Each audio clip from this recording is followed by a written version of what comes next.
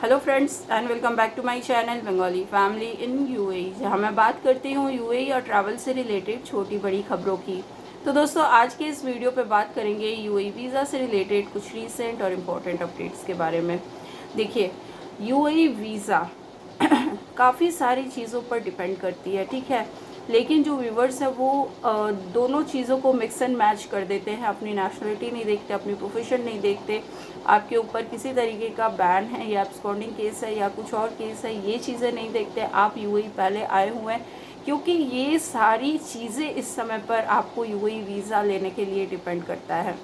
Visit visa हो, work visa हो, partner visa हो, फ्रीलांस वीज़ा हो, इसी से रिलेटेड कुछ कन्फ्यूजन आपको हुआ है जो मैं क्लियर कर देती हूँ।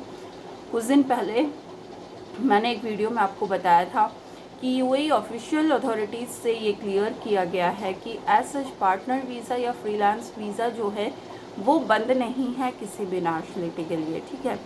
तो आप लोगों ने कमेंट किया और बहुत सारे एजेंट्स भी इस समय पे आपका वीज़ा अप्लाई नहीं कर रहे हैं। हाँ, पाकिस्तान के हैं, बांग्लादेश के हैं, वीज़ा अप्लाई आपका नहीं कर रहे हैं, पार्टनर वीज़ा, फ्रीलांस वीज़ा।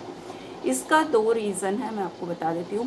पहला रीज़न ये है कि अगर आप कोई भी कहीं से भी आप अगर वीज़ा लेते हैं, फ्रीलांस वीज़ा लेते हैं, पार्टनर वीज़ा लेते हैं और आप किसी भी तरीके के ओवरस्टे हो जाते हैं या कोई स्कैम करते हैं या किसी भी तरीके का केस होता है, तो सिर्फ आप अफेक्टेड नहीं होंगे, आपका जो पार्टनर है या जिस भी एजेंसी से आपको फ्रीलांस वीज़ा मिला है वो भी अफेक्टेड होगा, ठीक है। अब वो भी अफेक्टेड होगा, इसलिए काफ़ी सारे लोग जो है इस समय पे पर्टिकुलर किसी नेशनलिटी का वीज़ा अप्लाई ही नहीं कर रहे हैं, वो आपको मना कर रहे हैं कि इस समय वीज़ा नहीं लग रहा है।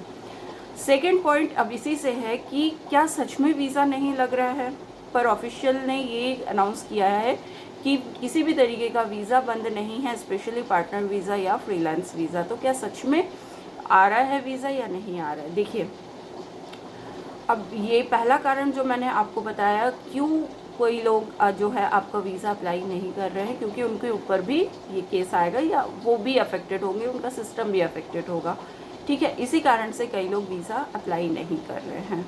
तो ये पहला कारण हो गया। सेकंड कारण हो गया, ये जो वीज़ा अप्लाई नहीं कर रहे हैं उसको हम बोल रहे हैं वीज़ा बंद है। तो कम से कम एजेंसीज़ जो हैं उनसे ये रिक्वेस्ट है या उनसे आप पूछ सकते हैं क्या सच में वीज़ा बंद है या आप अप्लाई नहीं कर रहे हैं, तो शायद वो क्लियरली आपको बता दें। लेकिन यही रीज़न है कि सब बोल रहे हैं वीज़ा बंद है, वीज़ा बंद है, वीज़ा बंद है। अब वीज़ा जो कुछ एजेंसीज़ जो हैं वो वीज़ा अप्लाई कर रहे हैं, कुछ लोग आपको वीज़ा दे रहे हैं, वहाँ पे कितने परसेंटेज चांस है ये आप देख लीजिए। देखिए, अगर फ्री जोन की कंपनी है, वेल एस्टेब्लिश्ड कंपनी है फ्री जोन की, तो वहाँ पे 70 to 80% वीज़ा इस समय पर इशू हो रहे हैं, फ्री जोन के वीज़ा, अगर वेल एस्टेब्लिश्ड कंपनी है, ठीक है, समझ में आ गया। उसके बाद अगर आप किसी एजेंसी से, नॉर्मल एजेंसी से ले रहे हैं, तो यहाँ पर चांसेस जो आपके हैं वो 50-50% हो जा रहे हैं।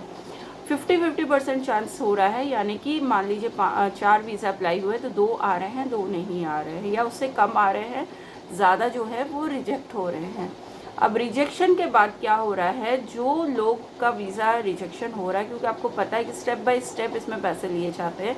तो मान लीजिए आपने 2000 या 3000 दिरहम दिया है शुरू का उनका, और आपका अप्रूवल ही नहीं आया, वहीं पे रिजेक्ट हो गया, तो आप लोग पैसे वापस मांगते हैं। लेकिन उसमें कुछ जो है वो गवर्नमेंट फ़ीस भी होती है। सर्विस फ़ी उनकी कितनी होती है, 100 दिरहम, 200 दिरहम, मैक्सिमम 300 दिरहम की होती है। बाकी गवर्नमेंट फ़ीस होती है, एप्लीकेशन फ़ी होती है, प्रोसेसिंग फ़ी होती है, लेकिन आप लोग उसको वापस मांगते हैं।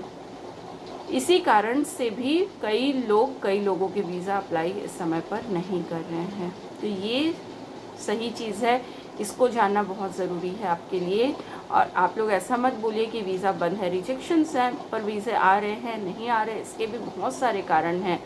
तो गाइज़, आई होप ये वीडियो आप सबके लिए हेल्पफुल रही होगी। और भी कोई क्वेश्चन हो कमेंट बॉक्स में ज़रूर बताएं। मिलते हैं नेक्स्ट वीडियो पे एक नई अपडेट के साथ, तब तक के लिए good bye and take care.